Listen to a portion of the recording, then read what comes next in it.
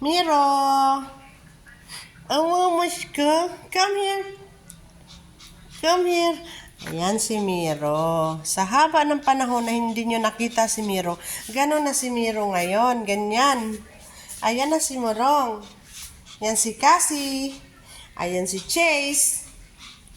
Miro! Come up! I-come up mo. Tingnan mo, ang kulit-kulit ni Miro. Yan na ngayon si Morong ko. Ayan. Ang laki na ni Miro, no? Yan, ang laki na niya, Naughty pa rin si Morong.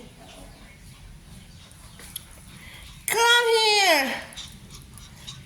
Yan si Cassie. Hi, Cassie! Lucas yan na. Hindi ko na.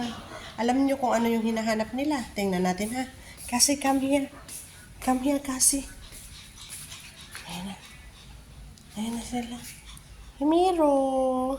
Si Miro, si Chase, tahimik lang. At saka si Cassie. Si Cassie, baka buntis yan si Cassie. Ayan si Miro. Tingnan mo si Miro. Diba? Malaki na si Miro. Lumaki na ng di oras si Miro. Come up! Come up! Come up! Come here! Ayan si Miro. May nagtatago sa likod ko. Dati pa yan, ayaw niya magpakuha sa camera. Hanggang ngayon, tingnan niyo. Ayan, Momo!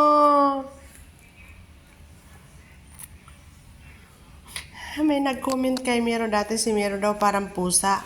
At saka si Miro daw parang higad. Parang uod. Morong. Kawawa naman yung Miro ko. Kasi alam nyo, ang liliit ng mga yan. Yan dalawang yan, sobrang liit. Si Cassie. Yan si Cassie. Yan si Chase. At saka si Miro ko. Siyempre, love na love ko yung Miro ko. Momo ko. Miro ko.